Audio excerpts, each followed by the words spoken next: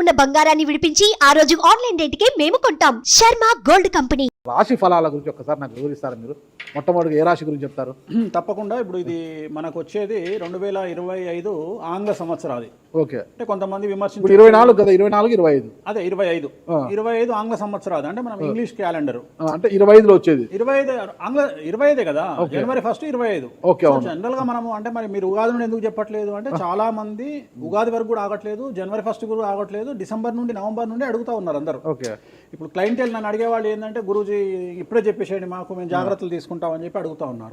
So అందుకనే 2025 సంవత్సరం ఆంగ్ల సంవత్సరాది అంటే జనవరి 1 నుండి ఎలా ఉండబోతుంది అనేది మనం ఒకసారి చూసుకుంటే, అన్నిటికంటే ముఖ్యంగా ఈ వచ్చేటువంటి సంవత్సరం పేరు శ్రీ విశ్వావసునామ సంవత్సరము. విశ్వావసునామ సంవత్సరము. సో రాబోయేటువంటి ఎందుకు గురుగారు అది వస్తుంది పేరు 60 సంవత్సరాల్లో ప్రతి సంవత్సరం ఒక్కొక్క పేరు వస్తుంటది. పేరుతో ఏం స్పెషాలిటీ లేదు. క్రోధినామ సంవత్సరం అనే నెగిటివ్ అట్లా ఏం లేదు. సంవత్సరాల్లో దీని పేరు విశ్వావసునామ సంవత్సరం. సో ఈ సంవత్సరానికి అధిపతి రాజు కాబట్టి, రవి కాబట్టి రాజు.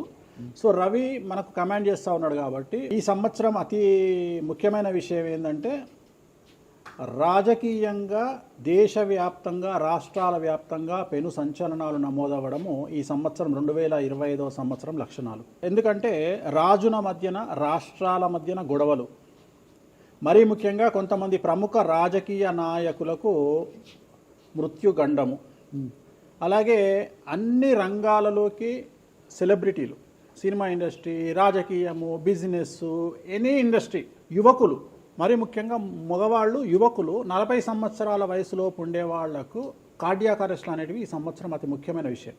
ఎందుకంటే ఆల్రెడీ మనం చూస్తున్నాం ఇప్పటికే, కానీ వాటి తీవ్రత పెరిగే అవకాశం ఉంది. కారణం ఏంటంటే రవి కమాండ్ చేస్తూ ఉన్నాడు కాబట్టి. రవి అంటే చర్మము, హార్టు, కళ్ళు, ఎముకలు. సో కరోనా లాంటి అంత పెద్దది కాకపోయినా ఒక సమస్య, ఒక వైరస్ మళ్ళీ ప్రపంచాన్ని బాధించే అవకాశం ఉంది. అది మరీ ముఖ్యంగా చర్మం మీద దాడి చేసే అవకాశం ఉంది. అంటే చర్మానికి సంబంధించినటువంటి ఒక సమస్యల బారిన పడి ఈ సంవత్సరము జనాలు వైరస్ బారిన పడే అవకాశం ఉంది మరీ ముఖ్యంగా. అలాగే ఇప్పుడు ఇంచుమించు 40 సంవత్సరాల లోపు యువకులకు కార్డియాక్ అరెస్ట్ అనేటువంటివి జరిగే అవకాశాలు కనిపిస్తూ ఉన్నాయి. అలాగే ఈ సంవత్సరం గుండెపోటు వల్ల మరణాల సంఖ్య చాలా ఎక్కువ. ఇదంతా 2025 జనవరి నుంచి ఎగ్జాక్ట్లీ. అలాగే ఈ సంవత్సరము ఎండల తీవ్రత చాలా ఎక్కువ, విపరీతమైనటువంటి ఎండలు ఉండే అవకాశం ఉంది. అలాగే ఈ సంవత్సరాలు ప్రపంచవ్యాప్తంగా అగ్నిపర్వతాల పేలుడు అనేటువంటిది ఈ సంవత్సరం గమనించాల్సినటువంటి విషయం. అలాగే ఈ సంవత్సరం మంచు పర్వతాలు కరగడం వల్ల వాతావరణంలో మార్పులు గమనించాల్సి ఉంటుంది ఈ సంవత్సరం. అలాగే అమెరికా దేశానికి విపరీతమైనటువంటి గాలి తుఫానులు, వరదలు ఈ సంవత్సరం కనిపిస్తూ ఉన్నాయి. అలాగే 1-2 దేశాల మధ్యన యుద్ధ వాతావరణం ఖచ్చితంగా ఉండి తీరుతుంది, లేదా యుద్ధం జరుగుతున్నాయి కదా, అది ఇంకా పెరుగుతుంది. ఇప్పుడు ఉన్నదానికంటే తీవ్రత పెరుగుతుంది అనేది. అలాగే మనకు 2025 సంవత్సరంలో సెప్టెంబర్ 7వ తేదీ 2025 సంవత్సరం ఆదివారం రాహుగ్రస్త సంపూర్ణ చంద్రగ్రహణం ఏర్పడుతుంది. ఇది కుంభరాశికి వ్యతిరేకమైన ఫలితాలు ఇస్తుంది. అలాగే వచ్చే సంవత్సరం అంటే 2025 సంవత్సరంలో మే 9వ తేదీ నుండి సరస్వతి నదికి పుష్కరాలు అనేటువంటివి ఏర్పడతా ఉన్నాయి. ఈ సంవత్సరము రాజకీయ నాయకులకు సంబంధించి మరీ ముఖ్యంగా ఇందాక మనం మాట్లాడుకున్నట్టుగా పవన్ కళ్యాణ్ గారికి ఏలినాటి శని వెళ్ళిపోతుంది. అలాగే లోకేష్ గారి జాతకరీత్యా, పవన్ కళ్యాణ్ గారి జాతకరీత్యా విపరీత రాజయోగం అనేటువంటిది కనిపిస్తూ ఉంది. జగన్మోహన్ రెడ్డి గారికి లేదా రాజయోగం వల్ల? ఇప్పుడు లేదు, ఈ సంవత్సరం లేదు. అంటే 2025 సంవత్సరంలో లేదు. 29 కన్నా ఉందా? అది మన తర్వాత మాట్లాడుకోవాలి. ఓకే. 25లో మాత్రము నేను అనేది ఏంటంటే ఇప్పుడున్న స్థాయి కంటే వీళ్ళిద్దరికి ఇంకా పై స్థాయికి వెళ్లే అవకాశం ఉంది, లోకేష్ బాబు గానీ పవన్ కళ్యాణ్ గారు కానీ. అదే నాకు అర్థం కావడం, వాళ్ళిద్దరు మంత్రులే, నాకు అర్థం కాదు. ఇంకా ఇప్పుడు ఉన్నటువంటి పదవుల కంటే కూడా గొప్ప పదవులను వీరు పొందేటువంటి అవకాశాలు కనిపిస్తున్నాయి. రాజ్యసభ తీసుకుని కేంద్రానికి వెళ్తారా? కేంద్ర మంత్రులు వెళ్తారా? కేంద్ర మంత్రులు వెళ్తారా? పెద్దదే కదా, కేంద్ర మంత్రి అనేది పెద్దది కదా. సో అది ప్రభాస్ గారి జాతకంలో చాలా అనుకూలమైనటువంటి ఫలితాలు, శుభవార్తలు వినేటువంటి అవకాశాలు కనిపిస్తా ఉన్నాయి. వివాహం అవుతుందా చెప్పలేము, ఎందుకంటే తులారాశి కాబట్టి వివాహం కావచ్చు. సో ఫ్యాన్స్ కి ఇది పండగనే, పెద్ద పండగనే. ఓకే. సో ఇది ఓవరాల్ గా ఇంకా బేసిక్ డీటెయిల్స్, అంటే ఓవరాల్ 2025లో ఎలా ఉంటుంది. సో ఇప్పుడు మనం రాశుల గురించి కనుక తీసుకున్నట్లయితే ఎలా ఉంది, రెమెడీస్ ఏంటి? ఎస్. ఇక చివరిది అయినటువంటిది 12వ రాశి మీనరాశి. 2025 సంవత్సరం మీనరాశి ఆదాయం 5, వ్యయం 3, రాజపూజ్యం 3, అవమానం 1. ఈ సంవత్సరం ఏలినాటి శని జన్మశనిగా మారుతుంది. ఎవరైతే 25 సంవత్సరాల పైబడి ఉంటారో, అంటే 25 ఇయర్స్ దాటిన వాళ్ళు ఉంటారో, వారి జీవితంలో విపరీతమైనటువంటి సమస్యలు ఈ సంవత్సరం కనిపించబోతా ఉన్నాయి. ముఖ్యంగా చిత్ర పరిశ్రమకు సంబంధించిన వారికి విపరీత సమస్యలు ఉంటాయి. సమస్యల్లో ఉండే భార్యాభర్తలకు ఈ సంవత్సరం ఎడబాటు తప్పదు. ఏలినాటి శని ప్రభావం చాలా ఎక్కువగా ఉంది. అనేక రకాల సమస్యలను ఎదుర్కొంటారు. ఆందోళనలు, భయానక సంఘటనలు, శుభకార్యాలకు ఆటంకాలు, మరీ ముఖ్యంగా వెన్నుముకకు సంబంధించిన సమస్యలు, అలాగే సయాటికా లాంటి ఆరోగ్య సంబంధిత సమస్యలు ఇబ్బంది పెడతాయి. ముఖ్యంగా రాబడి తగ్గడం ద్వారా వాయిదాలు కట్టడం కష్టం అనేటువంటిది సమస్యగా మారుతుంది. కుటుంబంలో ఒకరి ఆరోగ్యం ఇబ్బంది కలిగిస్తుంది.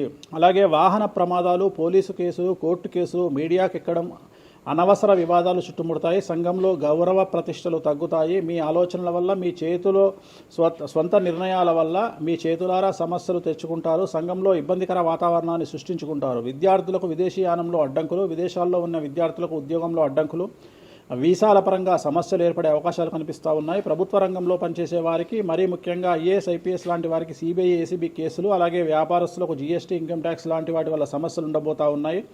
ఏ రకంగా తీసుకున్నా మీరు పుట్టినప్పటి నుండి కనుక తీసుకుంటే ఈ సంవత్సరం మీకు చాలా సమస్యలు ఉండబోతూ ఉన్నాయి. చాలా సమస్యలను ఎదుర్కోవడానికి మానసికంగా సిద్ధంగా ఉండండి, ధైర్యంగా ఉండండి.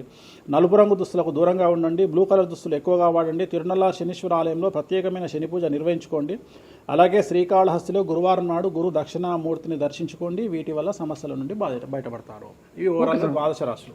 అన్నీ మీరు 12 రాశుల గురించి చెప్పారు గురుగారు. అట్లా ఎక్కువగా ఒక పూజ మాత్రం ఎక్కువగా చెప్పారు, చాలా మంది కూడా చెప్పారు. తిరునల్లా శనీశ్వర ఆలయం, శని ఎఫెక్ట్. ఓకే, ఎక్కువ మందికి తిరునల్లారు చెప్పిన అక్కడ ఎంత 450 రూపాయలు ఉంటుంది పూజ. అది తిరునల్లారు పాండిచ్చేరిలో ఉంటుంది. అక్కడికి వెళ్ళి పూజ చేసుకుంటే సరిపోతుంది. ఇది పేరును బట్టి ఈ రాశుల ప్రకారం ఇలా ఉంటుందని మీరు రాశారా, లేకపోతే వాళ్ళ డేట్ ఆఫ్ బర్త్ ప్రకారం? నక్షత్రం బట్టి, నక్షత్రాలు. ఓకే, నక్షత్రాలు వాళ్ళకి అర్థమైపోతుంది. వాళ్ళ నక్షత్రాన్ని బట్టి. అశ్విని నక్షత్రం మేషరాశి, భరణి నక్షత్రం మేషరాశి, పుష్యమి నక్షత్రం కర్కాటక రాశి. మీ రాశి నా రాశి ఒకటే. నా రాశి ఏదో నాకు తెలియదు గురుగారు. మీది వృశ్చిక రాశి. మీది అదేనా? మరి ఎలా గురుగారు ఈ మధ్యన బాగానే ఉందంటారు? మనకు బాగుంది. ఇంకా మన రచ్చనే, ఇంకా రచ్చనే రచ్చనే. ఇక ఎట్లా రచ్చ? ఇంత వివాదాలు అవుతున్నాయి, ఏం కథ అసలు? ఇంకా లైఫ్ అన్నప్పుడు ఇప్పుడు రేవంత్ రెడ్డి ఉన్నాడు. రేవంత్ రెడ్డి ఎన్ని కష్టాలు అనుభవిస్తే సీఎం అయినాడు అంటే ఇక కష్టం తర్వాత సుఖం రెడీగా ఉంటుంది. ఓకే, ఇప్పుడు కష్టపడ్డారు కాబట్టి మీకు సుఖం ఉంది అంటారు. మీకు కాదు, మళ్ళీ మీకు మనకు అందరికీ. ప్రతి మనిషి జీవితంలో పండ్లున్న చెట్టుకే రాయి దెబ్బలు, అంతేగాని పళ్ళు లేని చెట్టుని ఎవడు పట్టించుకుంటాడు? పళ్ళు ఉంటేనే దాన్ని రాయి చేస్తారు. అట్లనే మనం కూడా అంతే అండి. వేణుస్వామి అంటే పూజలకు పెట్టింది పేరు. పెద్ద పెద్ద రాజకీయ నాయకులకు, ముఖ్యమంత్రులకు, కేంద్ర మంత్రులకు, పెద్ద పెద్ద వాళ్ళకు కూడా, ఇక్కడ కాదు మీరు అబ్రాడ్స్ కూడా వెళ్ళి పూజలు చేసి వస్తున్నారు. చాలా కాస్ట్లీ స్వామి, చాలా గొప్ప పూజలు చేస్తుంటారు. అంత పవర్ఫుల్ పూజలు. అంటే ఇప్పుడు మీరు చేస్తున్న పూజల మహిమ వల్లనే మీ మీద ఇన్ని వివాదాలు వచ్చినా కూడా మీరు బయటపడగలుగుతున్నారు. 100% పర్ఫెక్ట్. ఇక దానికి ఆన్సరే లేదు. ఇక ఇప్పుడు మనం కొట్లాడాలంటే 10 రకాలు ఉంటాయి. మనం కొట్లాడతలేము. అందుకనే మనం ఒకటే, మన పూజల్ని మనం నమ్ముకుంటున్నాం అంతే. అమ్మవారిని నమ్ముకుంటున్నాం. ఇప్పుడు ఒక్కొక్క సమస్యకి ఒక్కొక్క అమ్మవారు పరిష్కరిస్తుంది. దశమహావిద్యల్లో మనం అదే చేస్తున్నాం. ఇప్పుడు నేను ఒకటే మాట చెప్తా. కాంట్రవర్సీస్ వచ్చినాయి, మీరు అడిగినరు, ఎన్ని సమస్యలు వచ్చినాయి. జనాలు ఏం ఆలోచిస్తారంటే వేణుస్వామి ఈ సమస్యల నుండి బయటపడతాడా, పడితే ఎలా పడతాడు? నేను ఒకటే అనుకుంటున్నా, ఇంతమందికి పూజలు చేసి వాళ్ళ సమస్యల నుండి బయటపడడానికి ప్రయత్నించే నేను నాకు వచ్చిన సమస్యను కూడా అదే పూజల ద్వారా బయటపడడానికి ప్రయత్నం చేస్తున్నాను. అంటే వివాదాలు చుట్టుముడుతున్నాయి, సోషల్ మీడియాలో వైరల్ అవుతున్నాయి. ఉమెన్ కమిషన్ మీ మీద ఫిర్యాదులు చేశారు. ఇన్ని చేసినా కూడా ఎక్కడా మీకు ఉచ్చు బిగుసుకోవడం లేదు, బయటపడుతున్నారు. అంటే ఇది మీ పూజల మహిమనా, లేకపోతే ఏమన్నా భయం చేస్తున్నారా? అమ్మవార్లు ఇప్పుడు ఉదాహరణ, మనం తెలుగు రాష్ట్రాల్లో ఉంటాం. వెంకటేశ్వర స్వామి వారు అంటే మనకు తెలుసు.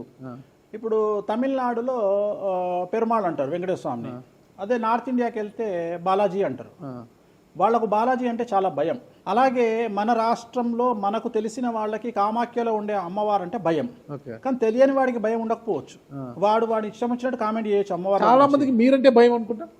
అంటే మనం చేసే పూజల వల్ల ఉండొచ్చు. ఓకే, నేను అనేది ఏంటంటే, నేను చేసే అదే ఇందాక మనం మాట్లాడుకున్నప్పుడు అదే చెప్తున్నా. వామాచారంలో పూజలు చేయాలంటే భయపడతారు. కారణం ఏమిటి అంటే, ఖచ్చితంగా మందును ముట్టుకోవాలి, నాన్ వెజ్ను ముట్టుకోవాలి. దానికి వీళ్ళు చేసే పూజలు అడ్డుపడతాయి. అంటే వీళ్ళు సమాజంలో భయపడతారు కాబట్టి వీళ్ళు వాటి జోలికి పోరు. తాంత్రిక పూజలు లాగా ఉంటాయి మీరు చేసే. తాంత్రిక తంత్ర మార్గం అంటారు దాన్ని. శ్రీకాళహస్తిలో కాదు శ్రీకాళహస్తిలో రావుకేతు పూజ చేయించుకున్నారు కదా. తాంత్రిక పూజలే అది. నిమ్మకాయ పెడితే తంత్రమే, గుర్తుపెట్టుకోండి. అంతే. నిమ్మకాయ ఎక్కడ పెట్టినా తంత్రమే. అంటే మిమ్మల్ని కాపాడుతోంది మీరు చేస్తున్న పూజల మహిమే. అంతే అంతే అంతే, తగ్గేదేలే. వాళ్ళే చూసుకుంటారు. నేను అనే పాయింట్ ఏంటంటే, నేను ఒకటే చెప్తున్నానండి, తప్పు చేస్తే నన్ను అమ్మవారు సర్వనాశనం చేస్తుంది. ఓకే అమ్మవారిని విమర్శిస్తే వాళ్ళ సంగతి అమ్మవారు చూసుకుంటది. ఓకే అంతేనా? అంతే. ఇక నాకు అవసరం, నేను కొట్లాడను చెయ్యను, నాకు అనవసరం, నాకు లొల్లే వద్దు. నాకు నేను దేవుళ్ళని నమ్ముకున్నా, నా పని అదే.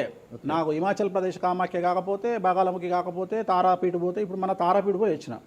చాలా మందికి తెలియదు, తారాపీఠ అని కలకత్తా నుండి 300 కిలోమీటర్లు ఉంటుంది. మీరు కావాలంటే గూగుల్ చేయొచ్చు. తారాపీఠ అని అమ్మవారు అండి. ప్రతిరోజు శ్మశానంలో ఉంటుంది అమ్మవారు, ఒరిజినల్ శ్మశానంలో ఉంటుంది. ప్రతిరోజు అమ్మవారికి ప్రసాదం అంటే డెడ్ బాడీ దహనం అయినాకనే అమ్మవారికి నైవేద్యం పెడతారు. అంత పెద్ద ప్రసిద్ధమైనటువంటి దేవాలయం. అమ్మవారు శివుడికి పాలిస్తూ ఉంటుంది. తారాపీఠ అంటుంది దాన్ని. శ్మశానంలో ఉంటుంది. ఆమె జనరల్గా ఎవరైనా సరే ఎందుకు పూజ చేస్తారు ఆమె అంటే, జీవితంలో మనం వెళ్తూ ఉన్న సందర్భంలో సడన్గా స్టక్ అయినామనుకోండి, బౌన్స్ బ్యాక్ అవ్వడానికి పనిచేస్తుంది. అంటే ఉదాహరణ, ఒక ముఖ్యమంత్రి స్థాయి వ్యక్తి ఓడిపోయినప్పుడు, ఒక మంత్రి పోయినప్పుడు, ఒక ఐఏఎస్ సడన్గా తన జాబ్లో డిస్టర్బెన్స్ వచ్చినప్పుడు, ఐపీఎస్ డిస్టర్బెన్స్ వచ్చినప్పుడు ఈ పూజ కనుక అమ్మవారిని దర్శించుకుంటే ఒక్కసారి మళ్ళీ వాళ్ళు బౌన్స్ బ్యాక్ అవుతారు. అంటే బిగ్ బ్యాంగ్ థియరీ అనేది అక్కడ పనిచేస్తుంది. మనం మళ్ళీ ఒక్కసారి బౌన్స్ బ్యాక్ అయ్యి ముందుకు దూకడానికి అమ్మవారు పనిచేస్తుంది. నేను సజెస్ట్ చేస్తుంటాను చాలామందికి, వ్యాపారంలో స్టక్ అయినప్పుడు, లేకపోతే ఉద్యోగంలో స్టక్ అయినప్పుడు, అట్లా స్టక్ అయినప్పుడు అయితే మీ తారాపీఠ వెళ్ళి దర్శనం చేయించుకోండి. అక్కడ దర్శనమే, పూజలు ఉండవు, జస్ట్ దర్శనమే. అమ్మవారికి పోయి దండం పెట్టుకొని వస్తే చాలు, ఒక్కసారి మళ్ళీ వాళ్ళు బౌన్స్ బ్యాక్ అవుతారు. ఒక్కటే ఒక పాయింట్కి నాకు ఆన్సర్ చెప్పి ముగించేసా, చాలా కాలాతీతమైంది. చివరికి ఇరికిస్తున్నారా ఇది? లేదు ఏం లేదు. ఇప్పుడు ఏపీలో అంటే గత ప్రభుత్వ హయాంలో, వైసీపీ హయాంలో వీళ్ళ మీద కేసులు పెట్టారు. ఇప్పుడు వీళ్ళ అధికారం వీళ్ళ మీద కేసులు పెడుతున్నారు కదా. ఈ కేసుల పరంపర ఇలా కొనసాగి జగన్మోహన్ రెడ్డి గారు జైలుకి వెళ్ళే అవకాశం ఉంది. వచ్చే సంవత్సరం మే 9వ తేదీ వరకు అవకాశం ఉంది, దాటితే లేదు. ఇది ఓవరాల్గా వేణుస్వామి గారు ఇచ్చారు. మీకు ఏదైనా అనుమానాలు ఉన్నా డైరెక్ట్గా వేణుస్వామి గారికి ఫోన్ చేయండి, మీ అనుమానాలను నివృత్తి చేసుకోండి. థ్యాంక్ యూ గురుగారు, నమస్తే. ఓకే, ఓం నమో వెంకటేశాయ.